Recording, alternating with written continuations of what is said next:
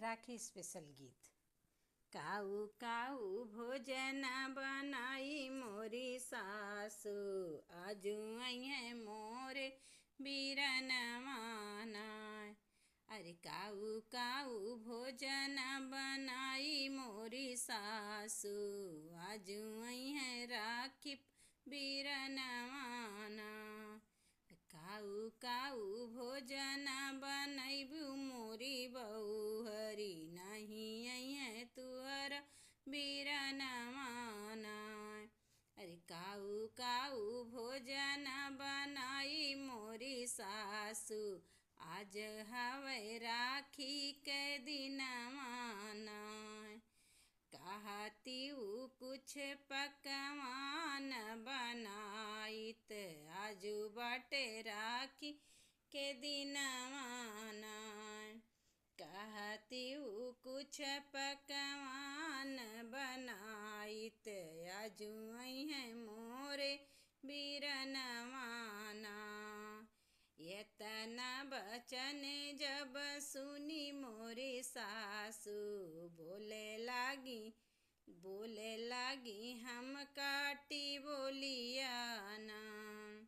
एतनी बचनी जब सुनी मोरी सासू, बोले लागी हम काटी बोलियाना। नहके आस लगाए बाट्यू, नहीं अइहे तोहरे बीरन मानाय। नहके आस लगाए बाट्यू, नहीं अइहे तोहरे बीरन मानाय। घर से भैया निकले होई हैं, हम नहीं बिसरा होई हैं नाय। घर से भैया निकरा होई हैं, हम नहीं बिसरे होई हैं ना। अखिया नाह निहारे न भैया, आरती सुंदर थाल सजैबै। अखिया राह निहारे मोरे भैया, आरती सुंदर सा थाल सजऊ। जब मोरे अइहे बीरन मानाय। काऊ काऊ भोजना बनाई मोरी सासू, आजू हवे राखी के दिन मानाय। काऊ काऊ भोजना बनाई मोरी सासू, आजू अइहे हमरा बीरन मानाय। अदहन डाला रसोइया मोरी बउहर, कोदए के भात साग बनावा, और बनाओ हाथ पोइया नाय।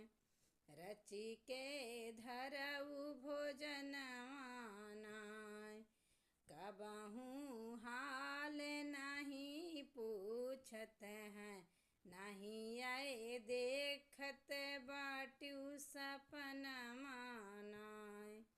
कबहू हाल पूछन नहीं आए, देखत बाट्यू झूठे सपन मानाय। सासू के बोल सुने जब बउहर, मन भये बहुत दुखित नाय।